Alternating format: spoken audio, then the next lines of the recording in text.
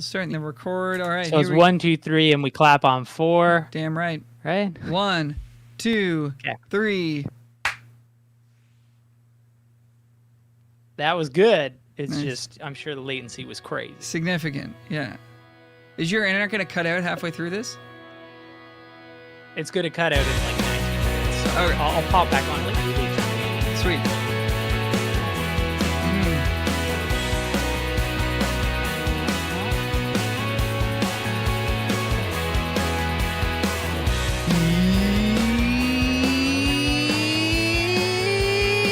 Yes. Yes. What's up, everybody? Welcome back. It's another episode of the Music Guy podcast. The podcast about a couple of guys trying to make their way in the music industry. My name is Al Rowe. I'm a singer-songwriter, record producer, guitarist, music educator, streamer, whatever else I am. And I'm happy to be broadcasting to you from the beaches in Toronto, Ontario. It's warm now. We can walk down, feel the sand betwixt our toes, you know. Betwixt? It's beautiful. It's a beautiful season here. I'm joined, as I often am and almost always am, by my partner in crime, co-host of the Music Guy podcast, Mr. Michael Hebbs, coming at you from somewhere in the world. Where are you at, my friend? We're actually on the ocean now. You know what the funny thing is, though? I think it's the Atlantic Ocean. The Pacific's on the other side, right? That always confused me because I figure at one point the Pacific Ocean becomes the Atlantic Ocean. Like, are they completely separated? True that. Or like, right? Like, Scholars only know. I don't know. Been lost. This is my my lack of geographical knowledge showing. Yeah. But no, so the cruise is going.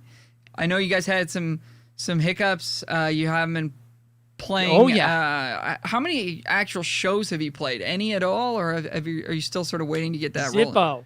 Jeez. So I don't know what was on the last podcast because we're terrible hosts and we haven't done a podcast for a while. But our lives have been crazy. But we're both doing wonderful things. But as far as it is now, we were supposed to be in Israel, but obviously the conflict in Israel, we're just not going right now. We were supposed to get a Pfizer vaccine, and they really shouldn't hide me. Now I'm getting the Johnson & Johnson vaccine. That's like the opposite of Pfizer. So we're going to Florida. We're going to operate out of Florida, go to the Caribbean, which is cool. I would have liked to have gone to Greece, but it's fine. Me and Captain Sindre will take that up later. Yeah, no, it's so touch and go. We were supposed to be playing like, I think the beginning of this month. It's like the 20-something, right? Yeah, 27th. Yeah, we were supposed to be playing like May 3rd. So we haven't started playing. We're not going to start playing until July. So I mean, for me, it's great because all we're doing is rehearsing every other day. And then on the days off, I get to practice like the tunes a bunch, and because it's fucking hard stuff. Yeah, it's been great. But yeah, I've not been playing. What about you guys? You guys are fucking producing like crazy. Yeah, we're in the middle of 2 projects currently, and we're about to start a third. So the first project is a group called One Trick Pony out of England. Hopefully I'm correct on that. Definitely the UK. And yeah, it was really cool. We did a session out of Loudmouth Studios in Toronto, and we had those 2 from Loudmouth. Loudmouth. Jeez, my brain today is not operational. We had the 2 of them from One Trick Pony. Yeah, dude, my brain. We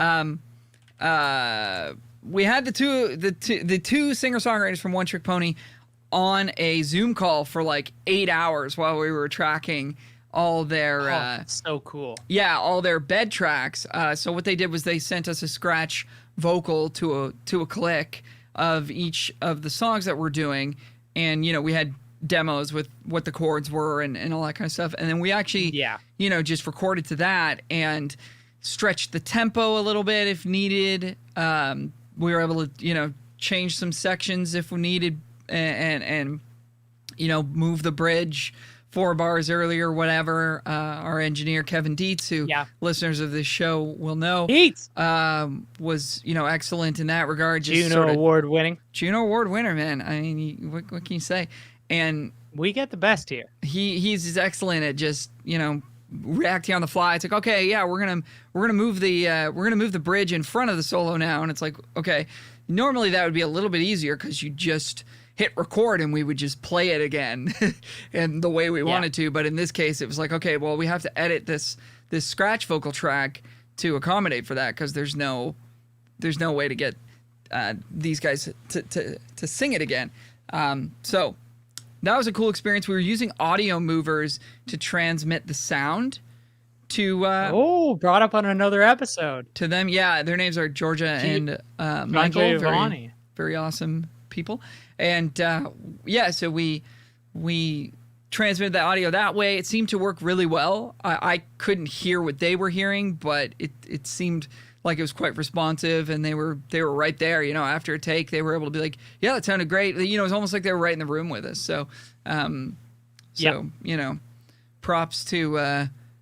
Shout outs to Zoom, a company that it's a real small startup company. They really need my support, so I just wanted to shout out Zoom for facilitating that. Nobody's buying their premium features. They're only doing the free version, like me. I'm 1 hour meetings and then I'm a premium user, my friend. I had to make You're a premium user? Yeah, I pay. Yeah. What? Yeah, $20 a month, man. Jesus Christ. Yeah. Living in the beaches, premium Zoom user. You got sound panels. What can I say? Yeah, man. Yeah, business is good. I'm very impressed. Pretty soon I'll be. Business is good during COVID. I mean, in some senses, the agenda has fucking swerved. You know what I mean? I'm thinking of that move in football where the guy with the ball is running and then he does kind of like a fucking 360 turn and goes the other way. That's what the agenda's done. Pivot. Pivoted. You pivoted hard, which is great. So we have a weird topic today, don't we, Alro? Oh yeah. Yes. It's it's something that you've wanted to talk about for a little while. It's the topic of burnout, right? And I think everybody's experienced that to some degree in the music business. Yeah. And I'm not sure that it's really every business. I mean, in any vocation, really. Yeah. I'm not sure that it's really talked about in. I mean, I'm sure it is talked about, but like roll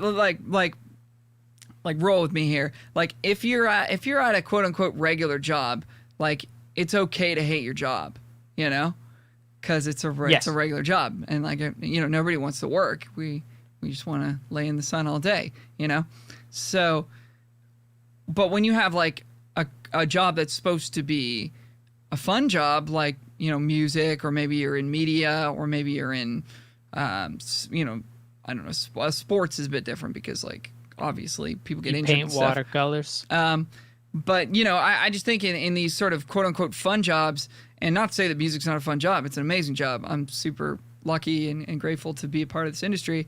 But I think it's people are a little less willing to come forward and say, man, I'm really burnt out right now, because we're all so grateful just to be here that I think you can disguise that. So so I think it's got, it's an interesting topic in an industry where maybe nobody's talking about it, but it's rife with examples of burnt out artists and creators and whatever else, and we'll get into that.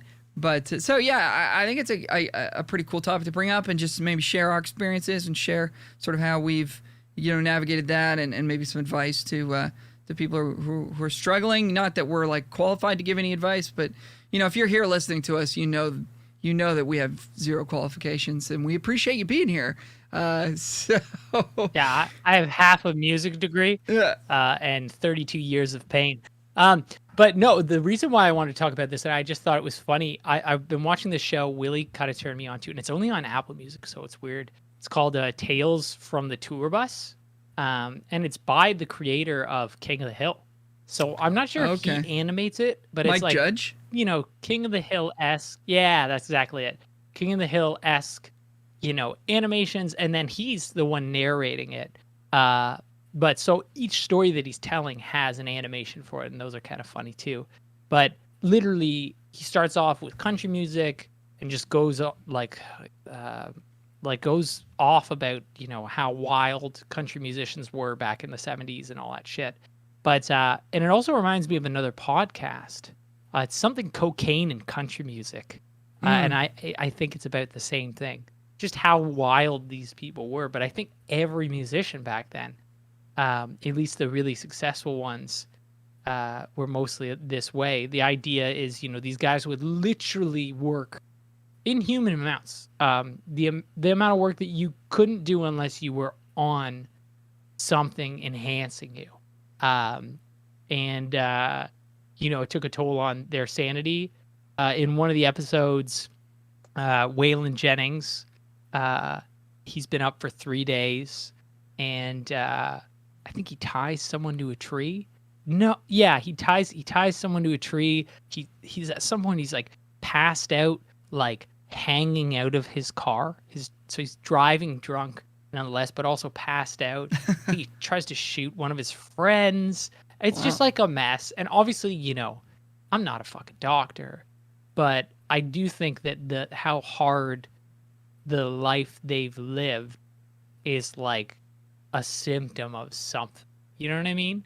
You see it in we had a list of names of just artists who, you know, maybe we could say have burnt themselves out physically and mentally. But I mean, like, let me pull up. Al was very kind because my internet connection fucking blows. And I'm sure my internet's going to go out in like, let's actually have a nice little countdown in 6 minutes. And then I'll have to rejoin. But so the official definition, and I'm pretty sure this is the World Health Organization. World Health Organization. Just, like, finally, they just finally kind of recognize this as a thing. And it's more so like a regular job thing. Like, this is the definition for it. So say, for instance, burnt out is a syndrome conceptualized as resulting from chronic workplace stress that has not been successfully managed. It is characterized by 3 dimensions: feelings of energy depletion or exhaustion, increased mental distance from one's job, or feelings of negativism, interesting, or cynicism related to one's job, and reduced professional efficacy. So, like, yeah, like, it's something that you and me have encountered, you know, when you've played too many gigs, learned too many set lists, burn the candle at both ends, just too much, and then you're just kind of like done with it. And, you know, maybe even entertaining the idea of like, how the fuck am I going to get out of the career? You know, that sort of thing. And it's just interesting because in a musician sense, the thing that I'm seeing in this show, and then thinking about like my favorite artists, is this sort of idea, because they do talk about, you know, that this can lead to anxiety, depression, substance abuse, panic attacks, which I think was what happened. You know, like I was destroyed myself working at this point because I was just not good at learning tunes. That was literally the problem. I get a 30-song set list, and I would, you know, spend every waking moment for, you know, that week learning it, and I'd be super worried about it. And yeah, like it just, after a few months of that, I was just started having panic attacks. But you see that with, say, for instance, Prince. You know, Prince is more almost like a physical burnout. He went from being like, you know, young dude who could, you know, sing these crazy like screams and like, you know, do these crazy dance moves in heels, and then by the end of his life, he couldn't walk without a cane, couldn't dance at all, was on fucking what's fentanyl, literally like the heaviest opiate that I like. Once again, I'm not a doctor. My understanding it's as heavy as it gets. You know, it's the sort of thing that if your average human being gets a little taste of it, it'll fucking kill them. But he was actually taking this just to not, you know, be in excruciating pain. It's the same thing that killed what's his face, Tom Petty, fentanyl. And you know, Michael Jackson was same thing, prescription pain pill, or had trouble with prescription pain pills. And it's just that idea that these people are worked to a level that destroys them and fucking destroys their mind, you know, and leads to serious mental problems. And on one end, it's like really sad. In Tales from the Tour Bus, it's hilarious because, you know, all of these wacky things that they're doing. But I think there's a reason why they're doing these things. So in that show, is that all true stories? Is it dramatization based on true stories? And like, it's all true? It's all true. It's like all true. As told by the people who were there? Or like, where is he getting these? Yes, told by the people who were there. So he's interviewing people who played for Waylon Jennings. There's one about Prince. I think there's a separate one about the time. There's one about this guy named Paycheck Johnny. Same thing. He like shot somebody, but it's because he was just really drunk and a complete fuck up. Another one that's interesting for drugs, and it makes a lot of sense, is the Beatles. They were big on amphetamines, and I'm not sure, but I'm leaning towards. I read that they were big on amphetamines when they were doing the thing in Europe where they would play those like 7-hour shows. You know, 5 nights a week. That's the way that I remember hearing that story told. Yeah. Yeah. Well, like in the Waylon Jennings one, they were talking about like, you know, you'd finish a show that you had just driven to, and you had to drive, not the bus driver. Mm-hmm. So you finish the show. It's 2 a.m. You've driven all day, or one of you has, and you have to drive all night. So you take amphetamines to keep you going. You know, and Waylon Jennings was famous for staying up for 3 days. He loved to do that for some fucking reason, and then he'd sleep for like a few days. So it's like, yeah, I don't know. It's just an.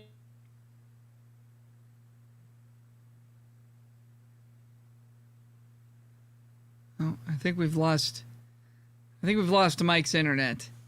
He's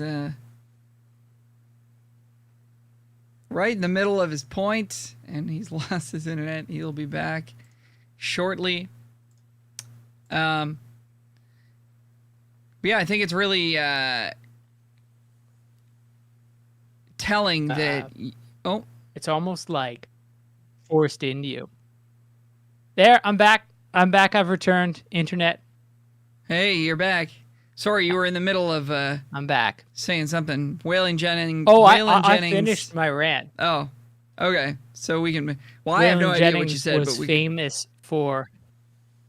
Sorry, I said I have no idea what you said, but we can keep going as though I do. What was I talking about? Waylon Jennings. You said he was famous for staying I'm up talking about substance abuse as I'm drinking. He stayed up for 3 days. Yeah, and then went to sleep.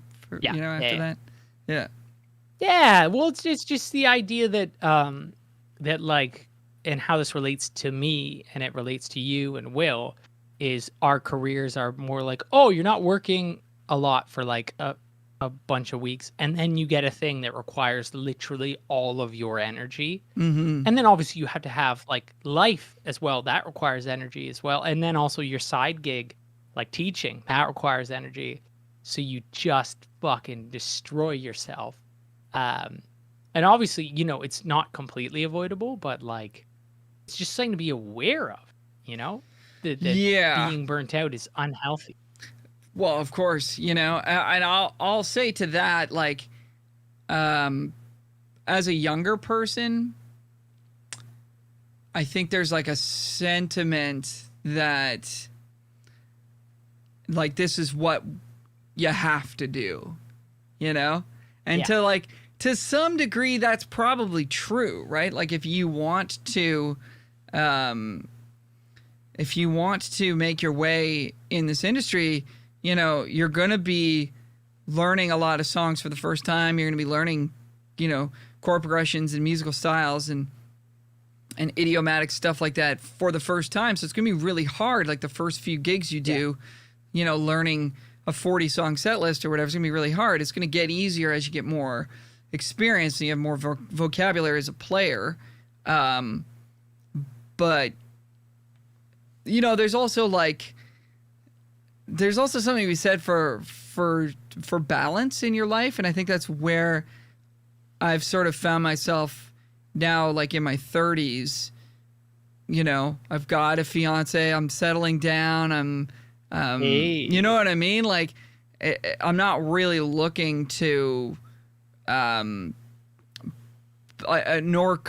can I really realistically pour every ounce of myself into a project, you know, literally day and night, just only working on that thing. So like life kind of dictates at some point that you have to take it a little bit easier. And yeah, you're still working hard, but you know, I'm not going to be staying up till 4 a.m. prepping for a gig. It's just never going to happen at this point. Because I mean, unless something like magical comes up. Like sure, fucking, I mean, there's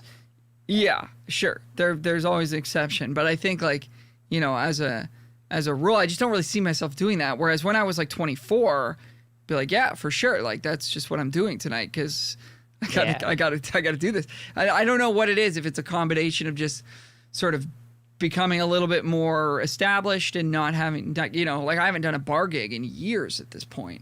So it's like, you know, not having to do those types of gigs maybe makes it so that I can sit here and say like I don't really get burnt out as much. But I mean, you know, I think that there's like, I'll say this, there's something to be said for knowing when to say no. And I know that I've been an advocate, like a strong advocate on this podcast of like always saying yes. Like that's always my advice to anybody. If anybody says like, how do I get into the industry? It's like, always say yes. Do everything that you possibly can.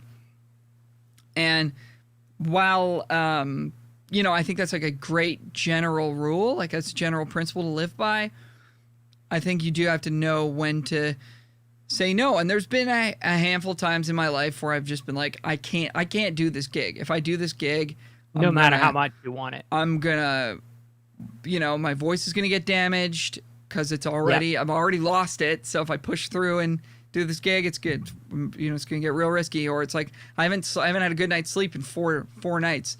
If I take on this other gig, you know, I'm gonna get sick, or I'm gonna be driving home and I'm gonna crash my car because I'm gonna fall asleep at the wheel. You know what I mean? Yep. Like there's been a handful of times where you just your common sense, if I can say that, hopefully takes over and just says, this is crazy. I can't do this. And there's been a couple times where I've had to do that. One that sticks out to me that we actually went through with, I think it was Will and I. It was, we were going out to London. We used to do a weekly gig in London, which is about 3 hours away from Toronto. Molly Blooms? 2.5, 3. Yeah, Molly Blooms. And we were going there, and it was probably, you know, January or whatever. Like, it was a snowstorm, and we stopped off at Long and McQuaid to pick up, I think it was Molly Blooms. It could have been something else. But we stopped off Long and McQuaid to, like, pick up strings or something. And I'm literally, like, I'm parking my car in the parking lot, and, like, my wheels are doing that, like, spinny thing. Like, they can't get any traction. Like, the snow is several feet deep. It's blizzarding out. And we go in there, and we're picking up whatever we're picking up. And I don't know how it came up, but we said, you know, yeah, we're headed out to London. We're doing this gig tonight. And the guy kind of looked at us. He's like, you guys are crazy. Like, you're going out there to make $100 each? Like, this, it's like, it's insane outside. And we still went and did it, and we were young, and I was like, yeah, whatever. This guy doesn't know what he's talking about. But like, I've always kind of looked back on that, and I was like, you know, was that really worth it for, you know, to make $100 at the bar? And there's been a couple times. I remember there was an ice storm when there was literally, this was a few years ago, but all the trees were covered in ice. All the roads were covered in ice. Like everything was ice. There was no power anywhere. I remember that. Yeah. And I had a gig out in Guelph, and I phoned the bar, And I remember talking to my dad, and he's like, "You shouldn't go."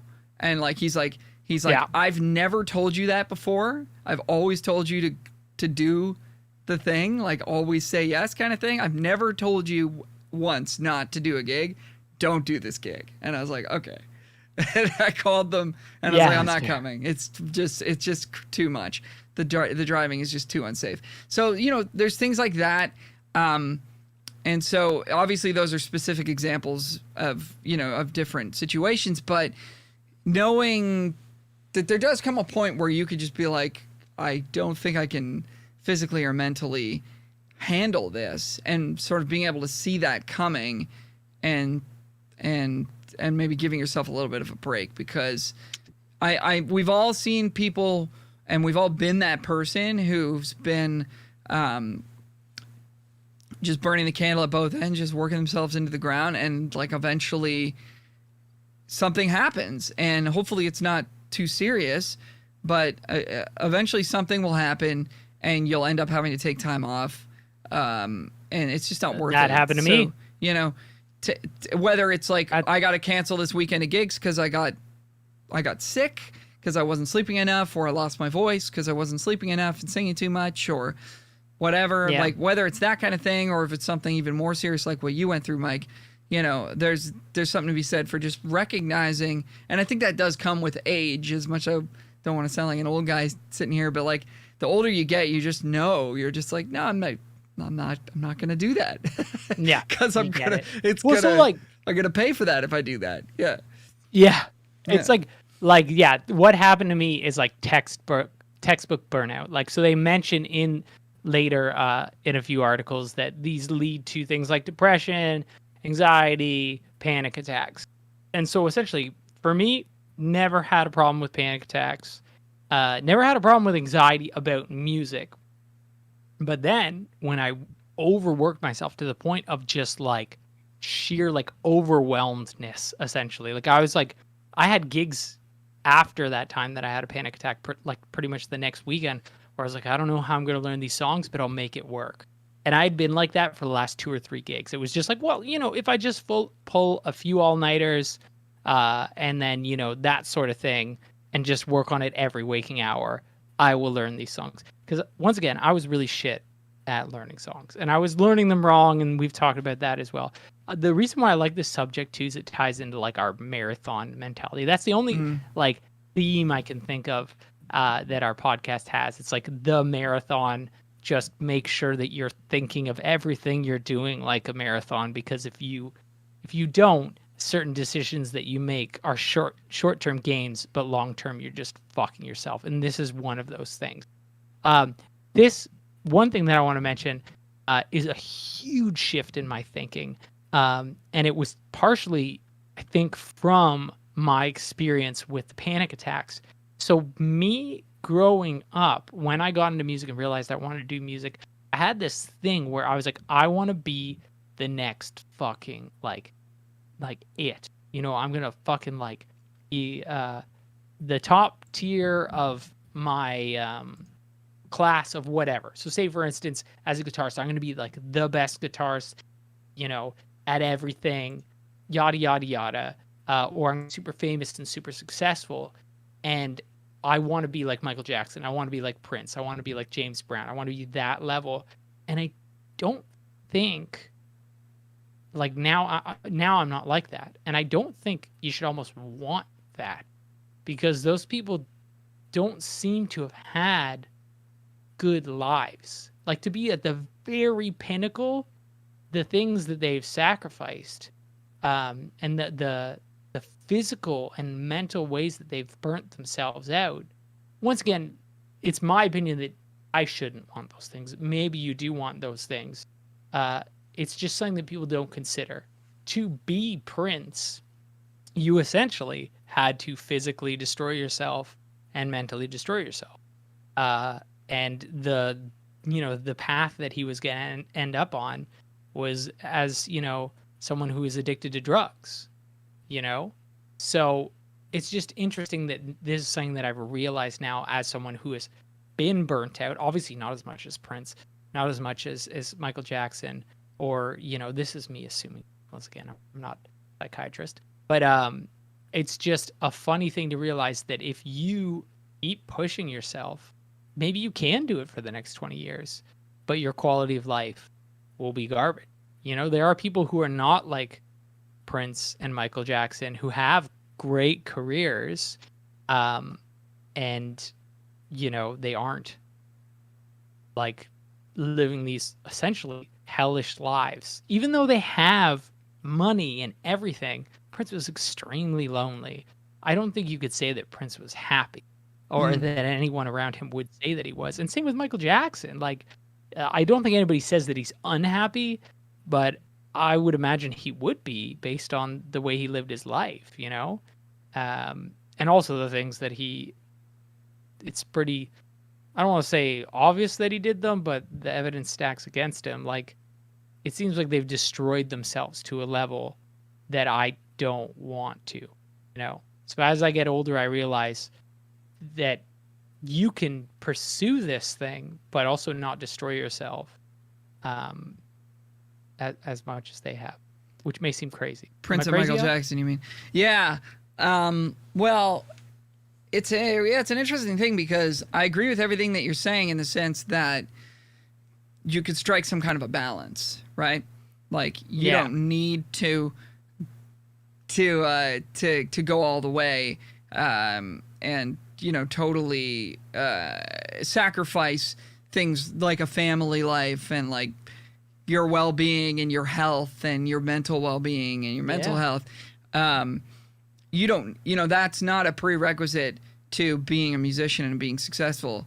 And on the flip side of that, being the most successful and the greatest does not equal happiness. What you're saying is like there's immense sacrifices that happen there, and that might actually not be the most sort of, I don't know if fulfilling is the right word, because it would be pretty fulfilling to be the greatest, but then it would also be like you might have to sacrifice your own happiness to get that fulfillment, which is kind of a weird thing to think about. But like, but I think that fulfillment and happiness are maybe two slightly different things. So I agree with all of that, and I find it interesting to think about it. It's like, is it a prerequisite to make all those sacrifices and to essentially destroy yourself to become one of the greatest? Yeah, I don't know. I mean, the only person that's popping into my head right now that doesn't seem like they've really had that kind of, and I'm sure there's lots of examples, but the only one I can think of off the top of my head is Paul McCartney. Yeah. Like, if you think of he seems to tour a lot. He still tours a ton. So like whatever he's done, maybe that's the template for how to, you know, be a rock star, a rock star, like one of the greatest just music creators of all time, and still be doing it and still be enjoying it. Because it's like you're kind of saying, it's like if you just list, you know, any of the top, you know, greatest singers or greatest guitarists or greatest this or that, it's like many of them, you know, have or had, you know, drug issues, like that kind of stuff, and mental health issues, like that kind of stuff is rampant in this industry. So, you know, is it a prerequisite that you have to sort of push yourself beyond the brink in order to be that great? Is kind of an interesting thing to think of. I don't know if that's true. I'm just sort of positing that. And I kind of feel like you almost do, to get that, to get art that's that engaging and that incredible, you almost have to push yourself to the point of breaking. I don't know, but yeah, I mean, I think for you and I, and for a lot of folks, it's like, how do you strike that balance where, you know, we're not trying to be the next Prince. We want to enjoy music. We want to enjoy what we do. We want to do great work, but we also want to, you know, take care of ourselves and have like a good quality of life. And when I say be the next Prince, I mean like be the next, you know, one of the greatest of all time is what I mean.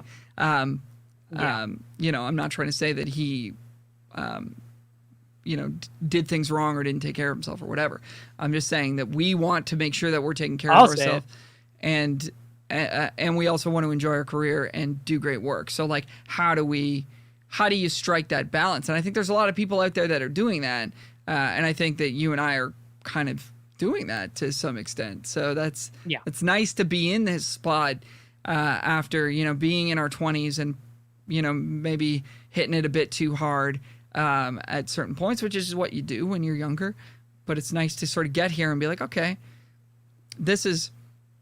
I don't need to be the number one artist in North America. Like I've actually found happiness with being able to balance this career and sort of starting a family and that kind of stuff is really what's becoming my fulfillment. Not to say I'm never going to go on the road again. Like you do experience some burnout on the road, and that's kind of its own thing, which we can speak to. But yeah, I think there's certainly a balance that you got to find. I think just being aware of it too, like that's the big thing. Like say for instance, there are certain opportunities that have come up and I've been like, this opportunity is going to burn me out. So say for instance, if I got another opportunity while I was, pursuing that and learning all the tunes for it, like say for instance, this gig that I'm doing right now, the cruise ship, if there was a side gig, like say for instance, you meet podcast, we get to do, this thing virtually and it takes up all of my free time except for, when I'm practicing and rehearsing for this gig, I don't think I could handle, and just knowing that, even though obviously I could use the money and I could use the success that comes from that, it's like just knowing that something is going to burn you out so that you can plan accordingly. So Will has this thing, and Will does this naturally. So when he didn't get the Amanda Marshall gig, he got the audition for the Amanda Marshall gig, and I'm pretty sure it was you learn the whole set. I don't know that for sure, but it was a lot of work. He was practicing 7 hours a day. I think it was for 2 weeks. And he just ran the set, learned everything verbatim, solos, and executed it at such a high level. And when he was done that next week was completely shut down. And not in a super it wasn't he wasn't depressed or anything. He was just very low key for the next week, maybe two. And it seems like that's what he does. When he burns himself out, he always really takes it easy for the weeks after that. So that seems to be a strategy. Even though it's unhealthy to burn yourself out, I don't think it's possible to avoid it in this career. And once again, we're not doctors, but it's what are our experiences with this? And one of the things that we were trying to think of, what are some things that we do to make this, whole burnout thing less, offensive? And I think it's recognizing that it's happening or that it's going to happen and planning accordingly, physically and mentally. You do this all the time with singing gigs. It's is this singing thing, am I going to have a voice the next day to do that gig? Maybe I shouldn't do that gig. Is it really as important as the other things I'm doing? Yeah, there's been, when I was singing a lot more lead, and I'm doing a little bit less of that now doing way less of it now that it's COVID, but, generally speaking, when I'm singing less lead, it's not that important. But there was definitely times where I would look at a gig schedule and be like, by this day, I'm probably going to feel like this. And that's a little bit dangerous because that's kind of fulfilling prophecy or whatever. It's then I'm give myself permission to feel run down and shitty. But there's also just having the foresight that, okay, we've got 2 gigs on Saturday. Sunday morning we have an early rehearsal or an early interview somewhere, and then Sunday afternoon we have a show. It's this is not going to go well. You could just look at that schedule and decide that it's not going to go well. So whatever, if you have to do it, you have to do it. But if that's a day-to-day thing, then that's going to be problematic. So yeah, but there's always been a thing for me. I don't know what it I don't know where this comes from or what this is about. Maybe it's just me being lazy or something, but like I've never been one who like willingly sacrifices sleep. Like I really value it.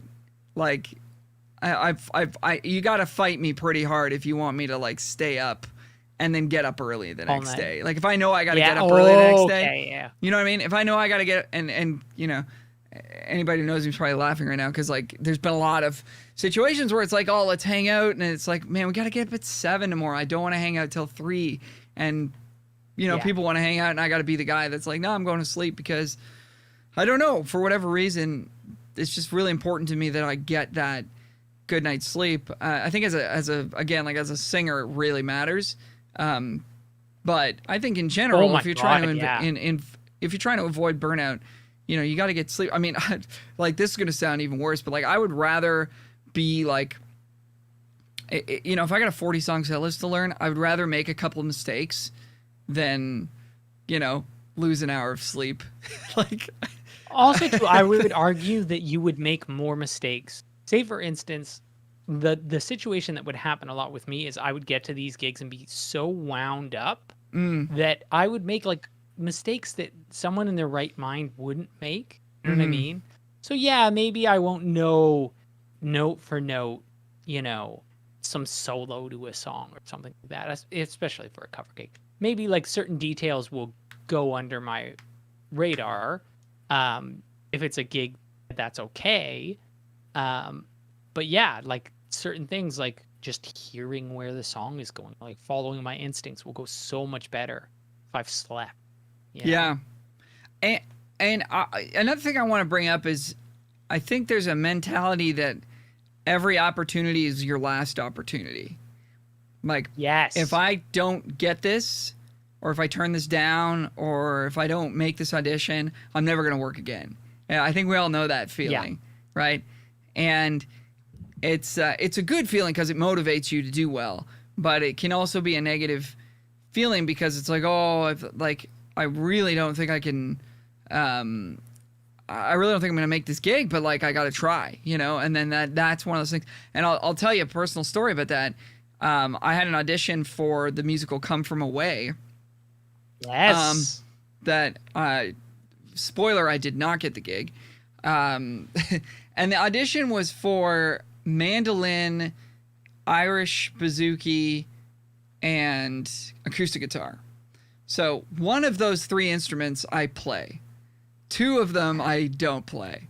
Okay? I own a mandolin, but that's just for messing around and maybe laying some stuff down in a recording environment where I can, you know, punch in and edit it later. I don't play mandolin well. Okay? And then Irish bouzouki, I didn't even know what that was. So I got this audition and I was like, this gig is huge. Like if I get this gig, this will be amazing. And it would be. It's an amazing gig. I know some of the people that are on that show. Pays well, man. It pays well, and it's steady work, and it pays great, more than well. And it's a great and it's a great show as far as I know. I actually haven't seen it, but as far as I know, like it's a quite renowned musical, and the music's good, whatever. So I was like, I got to do whatever I can to try and get this gig. This is a huge opportunity, and I don't know why. I still don't really know why I got this audition, but there was a call. And somebody in you said, hey, do you want to audition for this thing? Do you play Mando? I was like, kind of. They're like, cool, I'll put your name in. And I was very thankful, very grateful. And I get this audition. And then I get the music. And I'm like, it took me a few days just to acquire a bouzouki. And then, you know, and I'm learning this stuff. And I'm literally practicing really fast, like pretty much bluegrass. It's more of like a Celtic thing. But like if you could imagine like kind of what bluegrass, very quick picking, like very fast stuff, right? On mandolin, which is a really like physically taxing instrument because it's double stringed. Yeah. And just the grips are really small, but you gotta also like push down kind of hard on them and stuff. And anyways, I was practicing for hours and hours a day trying to catch up my skill level to this show that would require a professional mandolin player, which I am not. Yeah. You know? And anyways, I'm rambling a little bit here, but I didn't get the gig. obviously, because I'm not good enough, which is fine because I'm not a professional mandolin player. But my left hand was so, like, I had soreness in my index and middle fingers for months after that because of how much compressed practicing I was doing to try to make this audition that realistically I had no chance of making. And I don't know how old I was, maybe 27 or 28. So it wasn't that long ago, but it was just like, well, I'm going to do my best. That's what I wanted to do. I wanted to do my best. And yeah, do I regret doing it? I don't know if that's really, it matters or not. I don't think you made the wrong call, but it's like, yeah. I think if I were given that audition now, I'd probably look at it and be like, I'm not the right person for that gig. So like, no matter how hard I work, I don't believe I'm going to get it. And I have other stuff going on that needs my focus and attention. Yeah. And I can't really risk injury, trying to cram, 5 years plus of, instrument expertise of like, I feel like you'd have to be playing for even longer than that. But I'm, maybe within, several years I could get that good. Cramming that into 2 weeks is not like a shrewd move, I don't think. So that's just one example. It's one of those things where it's like sometimes it's the right move, sometimes it's the wrong move. Like sometimes I felt like with this gig that I'm doing right now, certain moments I was literally holding on by like my fingernails. You know what I mean? That's an expression I think of a lot. Yeah. It's just the idea that, when you're really stressed out, if you can just keep on there by just the tips of your fingers. Yeah. Sometimes it really pays off. But yeah, it's true. Like sometimes it's like, yeah, what if you fucking got that gig? You get the gig, you make a bunch of money, but your fingers were fucked then. They'd be fucked after the show, Yeah. Like you do the show all the time. It would be probably 5 nights a week, right? Yeah, probably more than that. There might be like a matinee as well. But yeah. Well, I mean, yeah, and I think, in your case with the gig that you're on right now, like you can look at the material and you can do this. I looked at this material and I was like, I don't know if I could do this. Like, yeah. It was like, what the hell?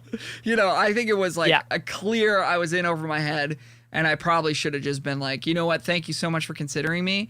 I'm not the right person for this.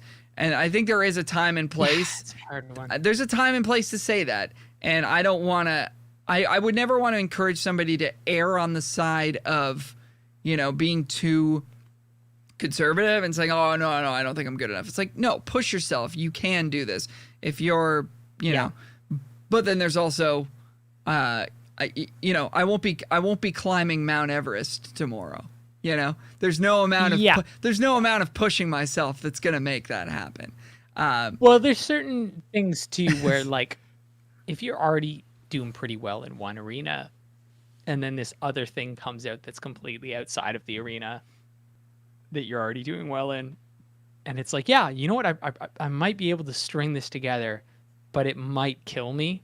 Yeah. It's like sometimes that's like not the move, but sometimes it is. Like you just hear about those wacky things where someone gets an opportunity. I know a certain very, very famous band who had I'm not even going to mention it. One of the players in the band was not like a player of the instrument that they, were assigned to play.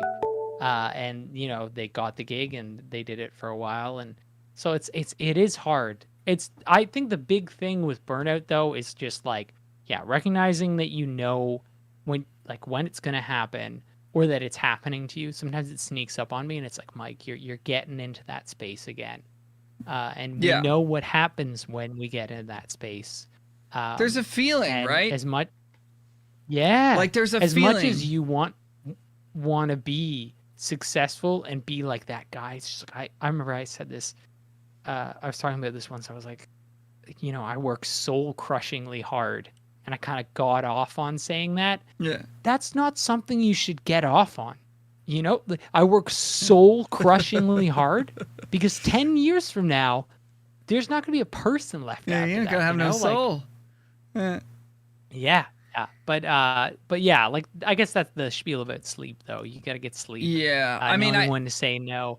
I think there's a difference between the feeling of really pushing yourself, but being like, I'm getting this. I'm doing this. I see the finish Yeah. line. This is working. And then there's there's a very fine line between that and pushing yourself and being like, I'm not getting anywhere. This is not happening. Yeah. And like being able to identify that, because yeah, I think there is a very fine line there, but I feel like we all know it. I think we can all feel it when it's like, Intuitively, yeah. I'm pushing we just myself choose to ignore it. you know, okay, here's a cheesy example potentially, but like I started doing started going to a bouldering gym before things got locked down. Oh yeah. And I was having so much fun, dude. And I suck. Like I can do the first 2 or 3 levels of it is the fun. climb, okay? But like when you're doing this this climbing, you don't have a rope on you. It's not you don't go very high up, so you got no support, right? So when you if you have to bail, you fall down and you land on the spongy, crash pad or whatever, and you're fine. But there's that feeling when you're in the middle of the climb where you're pushing yourself as hard as you can to make the next move or whatever, but you're good. You're like, I'm getting it. I'm doing it. This is like the hardest it's been so far, but I can feel like I'm doing it. And then there's you try these other climbs and you're like, I'm pushing myself as hard as I can. There's no way. There's just no way. Yeah. And there's a fine line, because sometimes you got to push yourself sort of beyond your comfort zone, but there is that fine line where it's happening and where it's not. There's happening. only so many times too in your life where I don't think I've been at this point. Maybe I have. I think when I was kind of at the point of panic attacks and trying to get back into music, I was at one of those points where it's like just at the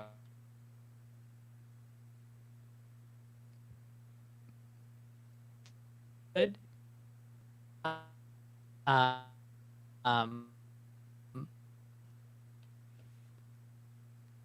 But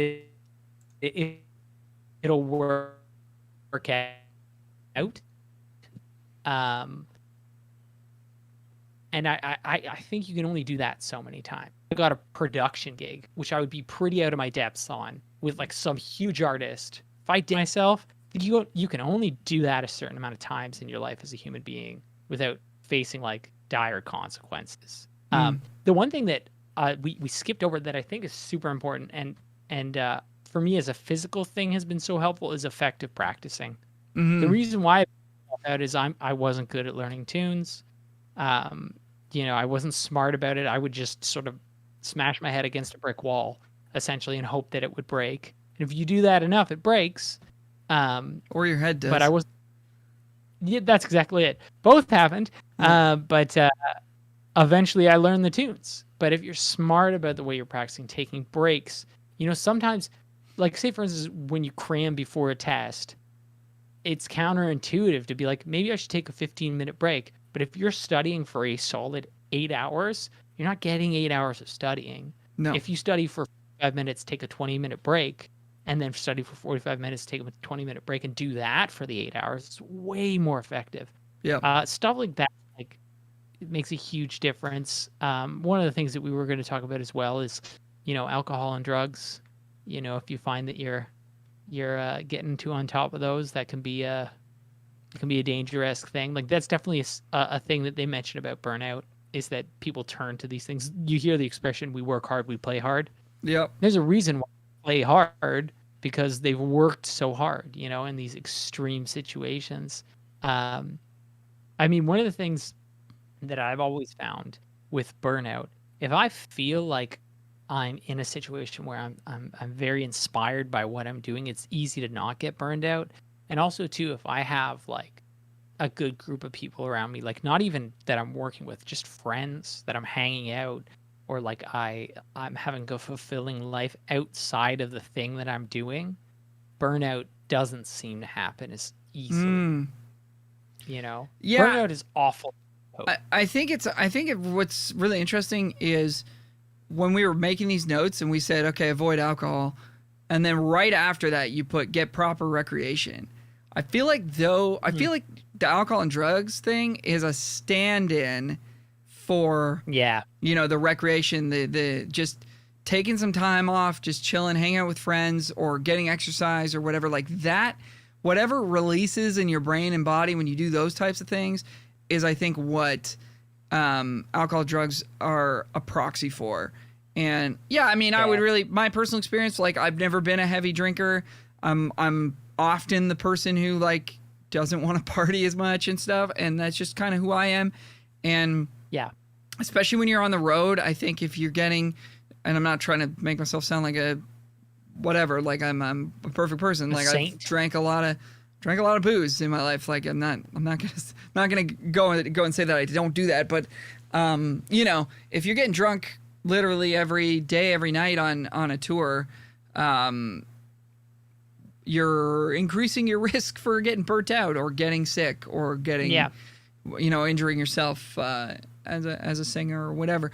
So but I do think that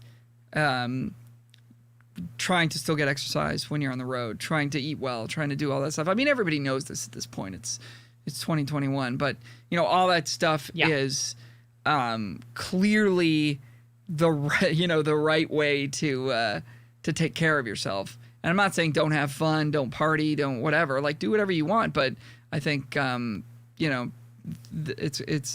really important if you've got your bases covered in terms of exercising and eating well. Then when you do have one of those nights where everybody's sort of having a good time and you have too many drinks, you won't pay for it as hard the next day.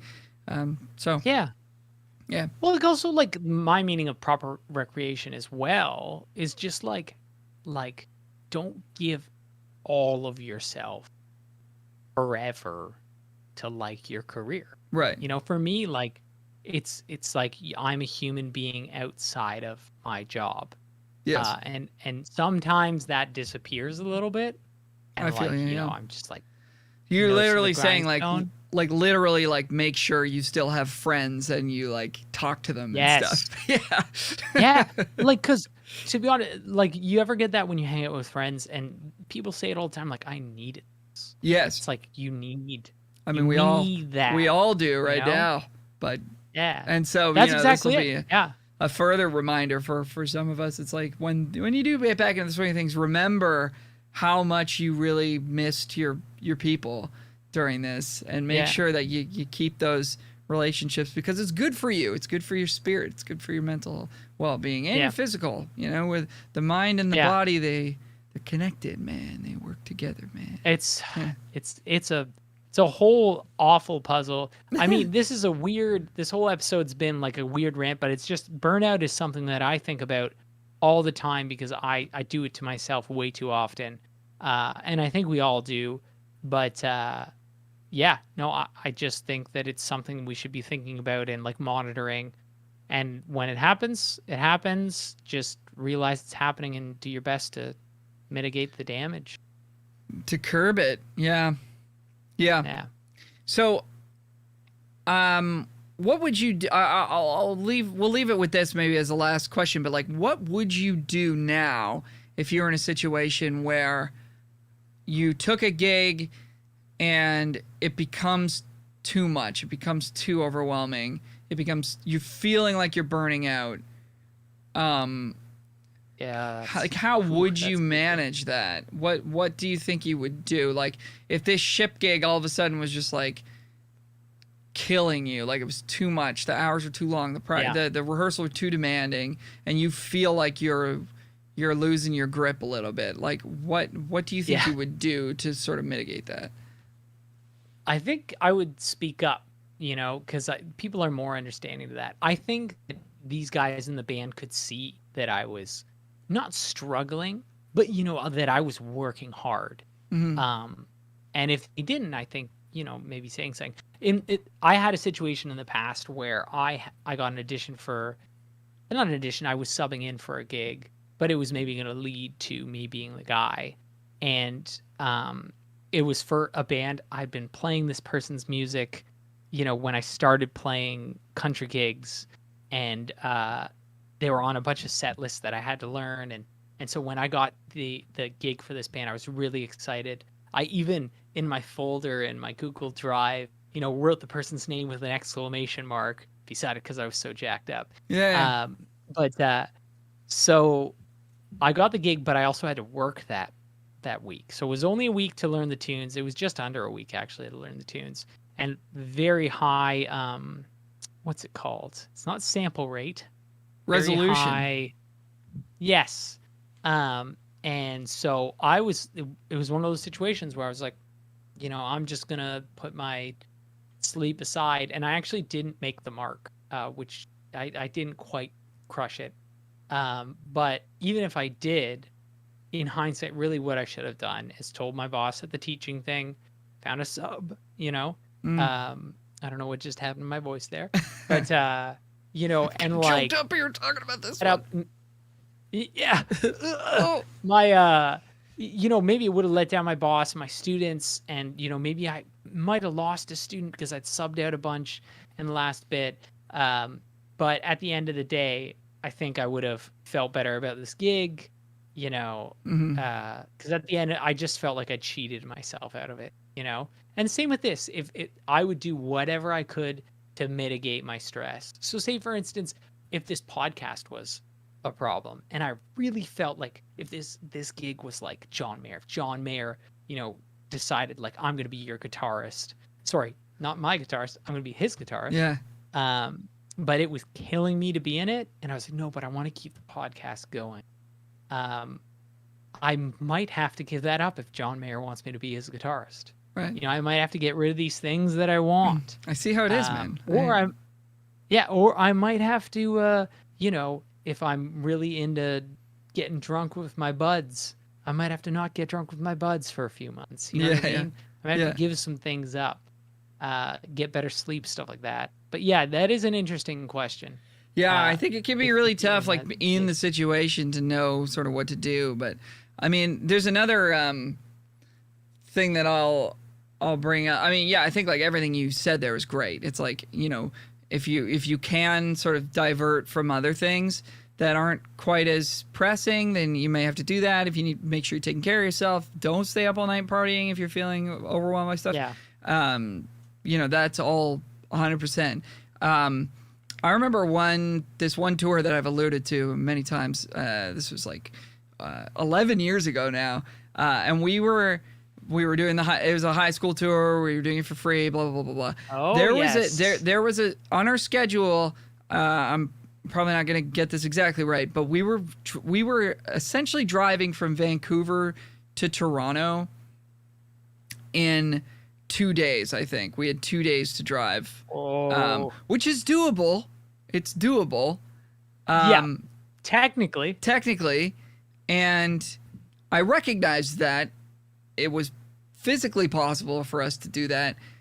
Did I think it was realistic? Did I think it was safe to try to do that? Yeah. No, and I did speak up about it, and I said, look, this isn't, I don't think we're going to, I'm not saying we're not going to make it, but I'm saying that somebody should be prepared to potentially cancel this gig, because if we get one flat tire, or if we hit some bad weather, or if we're just too tired to stay up all night and drive, this isn't going to work. So, as a result, it was really weird, actually. They sent somebody out to become our driver. But you know what? Then I didn't have to drive, so that was kind of cool. But by saying something, but if I hadn't said anything, you avoided that. Yeah. If I hadn't said, and keep in mind, we were all 21 or whatever at this time, and had no experience driving a bus, so it was already sketchy to begin with. But yeah, I mean, if I hadn't said anything, they wouldn't have, done what they did. So, yeah, I think there's certainly times where you can look at something like that and be like, I'm not saying we can't. I'm just saying we might not. And we need to look after after our own safety rather than trying to hit a deadline that's just frankly not very realistic and fair to the people who are out there trying to hit it. So, I think it's a pretty good place to wrap us up. I gotta head to a lesson here. Mike, it's been I good gotta to play some Settlers of Catan. Oh, dude. I would love to play that game with you specifically when you're back. I would love that. Yeah, that would actually be a great game. great stream. Yeah, we could probably do. There's like a virtual tabletop thing that's been circulating where you can play games like that Yeah. online. I'm sure there's a pretty easy way to do that. But dude, it's Have been a really few, good to talk to you. I'm glad you're those? have a few whiskeys. Yeah. I'm glad you're doing well. I'm glad that you guys are all safe and that the cruise is continuing on. I hope you get to play some actual music soon. I hope in Me terms too, of yeah. playing live shows. So anyways, man, it's been good to see you. We're sort of getting back into the swing here. I feel like we're Yes, starting to hit our we will. stride, like second half of this episode, we were really starting to hit our stride. Oh yeah. But yeah, man. So before we go, I do want to shout out the Patreon. If Patreon. that's sweet Patreon. If folks out there are interested in supporting the show, patreon.com/musicguypodcast. It's flexible. You can cancel anytime. You give what you want to give, if you feel like you want to support the show. It does help us a huge amount. So we would thank you very much for going over there and checking that out. And of course, you can find the podcast on social media. We have Instagram, Facebook, Twitter, probably some other stuff, all at Music Guy Podcast, musicguypodcast.com, the official website with all our past episodes. You can find myself at Al Rowe Music on all social media. You can find Michael Hebbs at Bruno the Meek on Instagram. And I think that just about covers it. Fuck yeah. Thank Boy, you. Does it ever. Thank you as always for listening/watching. Oh yeah, we do have a YouTube channel as well, Music Guy Podcast YouTube channel, where you can watch Oh yes. the video versions of the podcast, and or if you notice that we're going live, then that means we're recording. So See Al's dope lighting setup. that's He it. looks great now. Oh. This is the best Al has looked. Thanks. Yeah. Well, we got on to before we started recording. Mike's like, "You've been going to the gym?" I was like, "No, I just got better lighting." Yeah. You've been working out, That's bro. all that matters, man. Thank you so much for listening. We love ya. We'll talk to you very, very soon. Bye for now. Fuck yeah. That was great, man. That was really fun. I've had definitely too many of these drinks.